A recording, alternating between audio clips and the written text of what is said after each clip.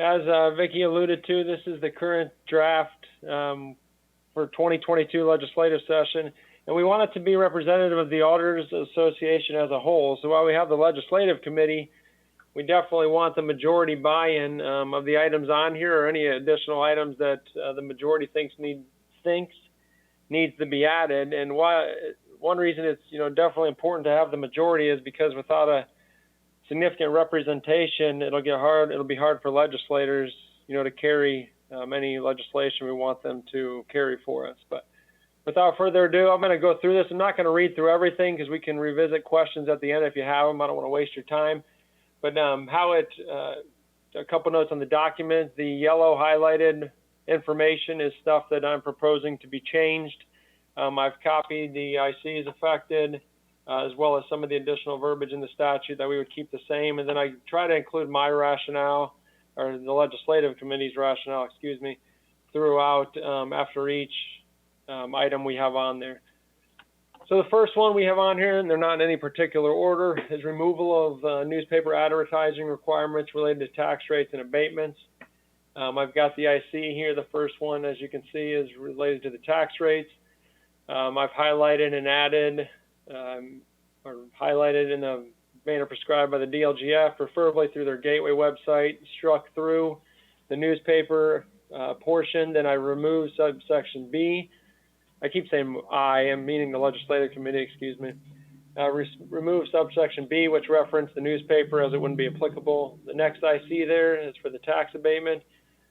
Similar manner here, struck out the newspaper aspect and remove subsection B just because, again, we wouldn't be doing it through the newspaper. Hopefully we can upload it through Gateway as we do with budget documents for those that are familiar with it. Or if you have income tax ordinances, things of that regard. The second one on here is eliminate the mortgage deductions after 12/31/22. I got the IC affected there.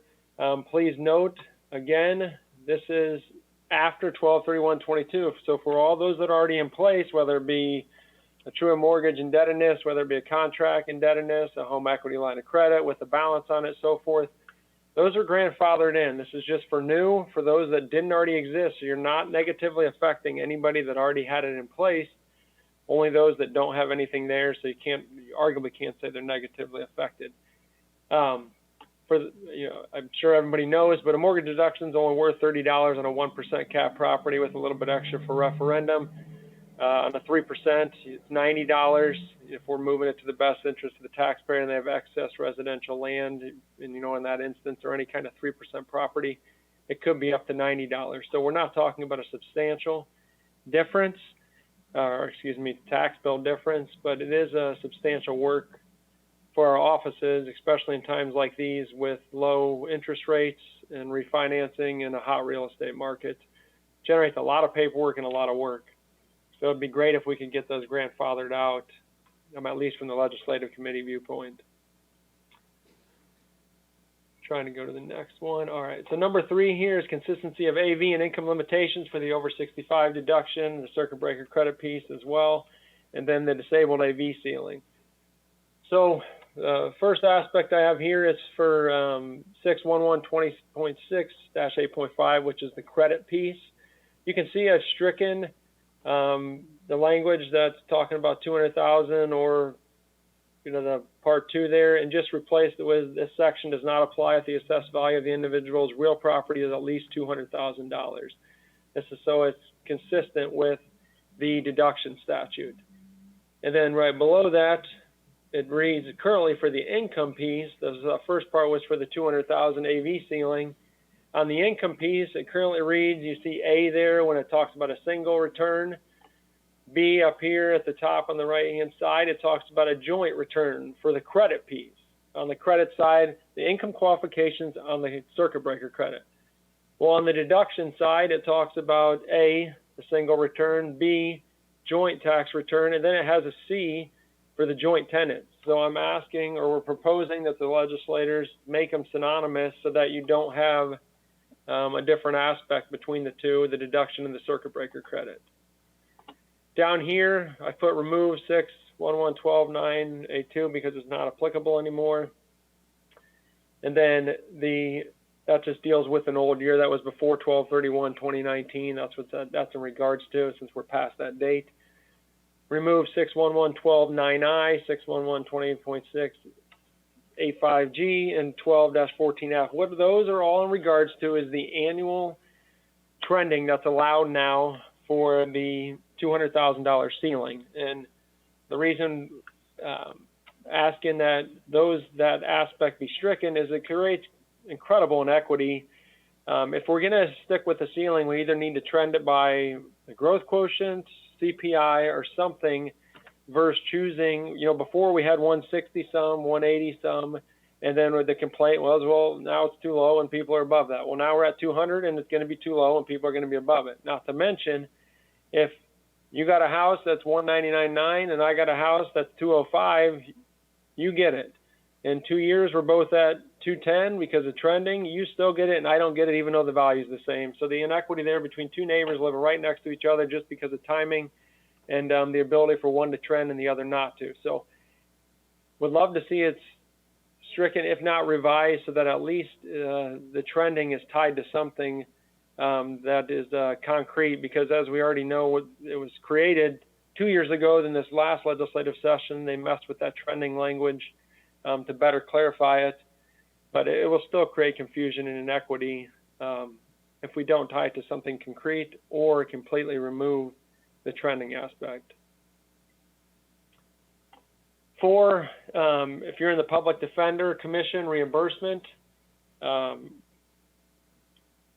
think 2/3 of the counties are, if not more than that, but currently you get reimbursed 40% on felony cases, nothing for misdemeanors. This is asking for 50% on both felony and misdemeanors. It begs the question, if you have public defenders and you're hiring them to represent felonies and misdemeanors, why would you get reimbursed on one type of case versus the other if you're required to provide a public defender? That's what that's asking for.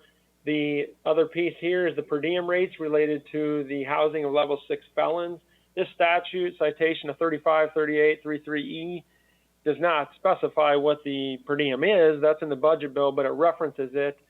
So what this is simply, I didn't want to put the budget bill, that's the House bill in here, but I put this, which references the per diem.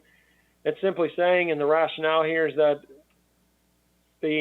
over here at the top of the right-hand page, the DOC on its webpage notes it's $52.61 to incarcerate a prisoner in Indiana for the DOC. If the budget bill gives us $40 for those same inmates, they already know they're shorting us and we're required to subsidize it. And so out of fairness, if they're going to kick these felons back to the local communities to house, why not give us the appropriate cost of housing them that they state such themselves? Number 5 here is remove, clarify the 50% restriction on the use of MVH funds. You can see here the statute's referenced, and I've stricken the restricted piece of it. And I go into a long diatribe and the rationale, which I'm not going to go through. You can, but I'm sure if you haven't dealt with it, your highway department's dealt with it. And overall, it begs the question as to the work that's been incurred for defining preservation versus maintenance. What's the end goal of it? Who's looking at the data now that we've broken them apart, tracking them differently, reporting them differently? If we're not doing anything with it, or the legislators are not, then instead of the route that we went, let's rescind that, and possibly if they don't like that MVH monies were used for police, well, then explicitly put in there, don't use MVH for police or these prohibited uses. Not trying to nitpick between preservation and maintenance, because it creates a lot of work, as we're all aware, or like I said, if not, your highway department is aware.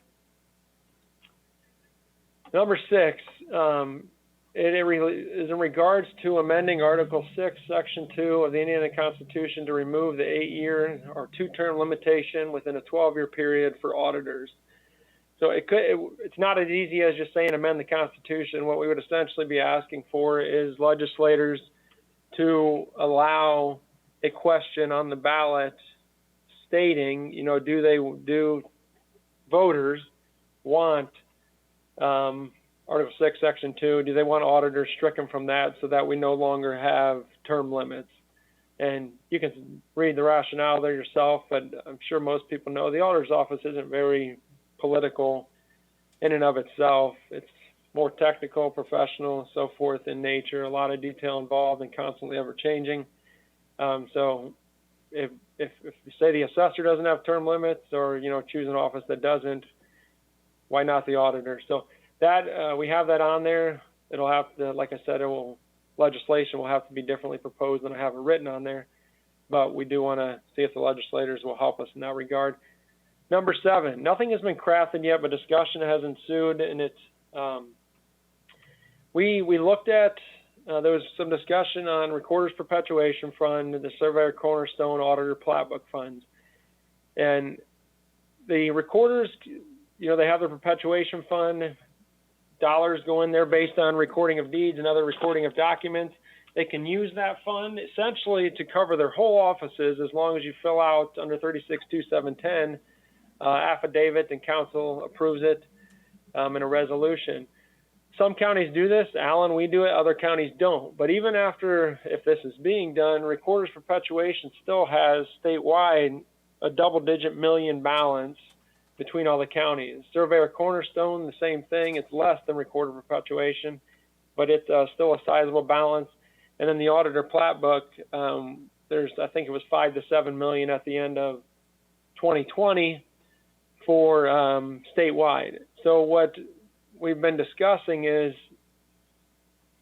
do we want to propose increasing, from a route of increasing the Auditor Plat Book fee of $10 per plat or legal? Do we want to say under 36-2710, instead of $5 going to the Surveyor Cornerstone, $250 go there and $250 go to Auditor Plat Book? Or do we say, hey, Surveyor, you have nothing to do with the mortgage recording. You shouldn't get $5, and we want to propose this be changed to the auditors.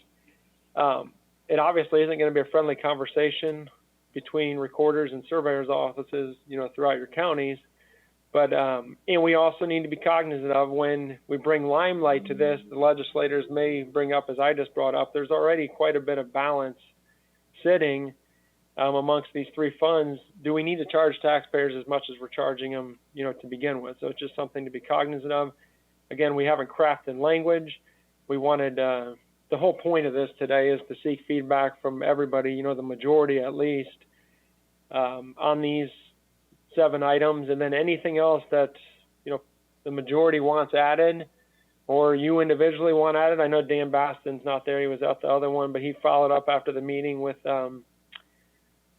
language for the vehicle sharing on excise, vehicle sharing excise that we need to get fixed in another aspect. So please reach out, and with any concerns, questions you have, reach out in your support, or saying, no, you don't like this at all, so that we can at least pose it to the majority, the legislative committee, and then to the majority of the association, to make sure we're representing auditors, at least in the majority.